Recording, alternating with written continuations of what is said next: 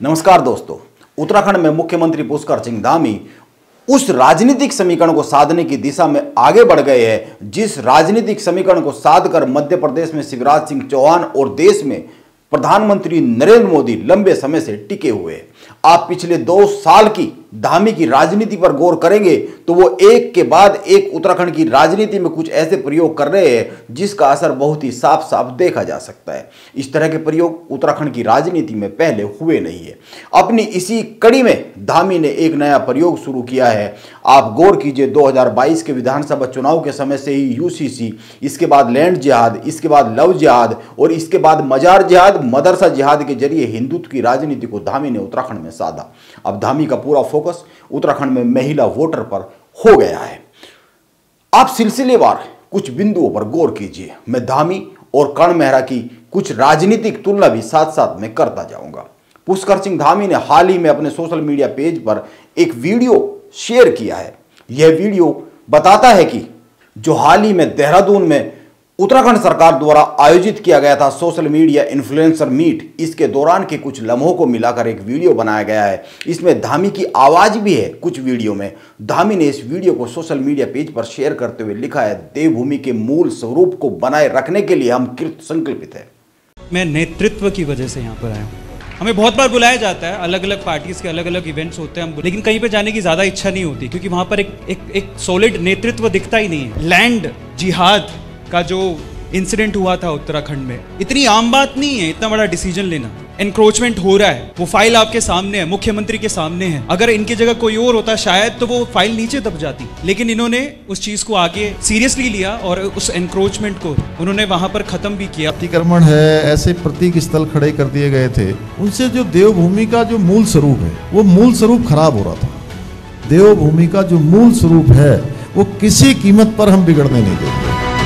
अभी कई राज्यों में कांग्रेस की करारी हार के बाद कांग्रेस में प्रदेश के जो उत्तराखंड के प्रदेश अध्यक्ष है कर्ण मेहरा, उन्होंने कहा है कि बीजेपी धर्म की भांग चटाकर जीत के समीकरण को साध रही है।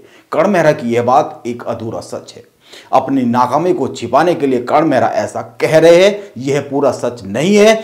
सच यह है कि बीजेपी हिंदू धर्म की राजनीति को केंद्र में रखकर राजनीति करती है, लेकिन इसके साथ ही और भी बहुत सारे समीकरणों को वो साधती रहती है जिसके कारण इस तरह की प्रचंड जीत मिलती है, जिस पर कर्ण मेहरा 1% भी काम करते हुए दिखते नहीं है, जिस तरह के काम बीजेपी करती है। आप ध्यान दीजिए, धामी ने बीजेपी में अपने विरोधियों को धीरे धीरे ठिकाने लगा दिया, लेकिन कर्ण मेहरा अपने दल में अपने विरोधियों को ठिकाने नहीं लगा पा रहे। कांग्रेस में कर्ण मेहरा का बीपी बढ़ाने वाले अभी भी टिके हुए हैं और कर्ण मेहरा के लिए चिंता पैदा करते रहते हैं। और दूसरी बात, उत्तराखंड में 48% महिला वोटर है और यह वोटर धर्म, जातिगत राजनीति, क्षेत्रवाद की राजनीति से प्रभावित होता नहीं है। ये जो राजनीतिक फैक्टर है जिसके जरिए राजनीति साधी जाती है, उनसे ये ऊपर उठा होता है महिला वोटर। मध्य प्रदेश में शिवराज सिंह चौहान की लगातार जीत और देश में नरेंद्र मोदी की लगातार जीत और लोकप्रियता का बड़ा कारण महिला वोटर है। महिला वोटर शिवराज सिंह चौहान और नरेंद्र मोदी को पूरी तरीके से समर्पित भाव से वोट देते रहे हैं।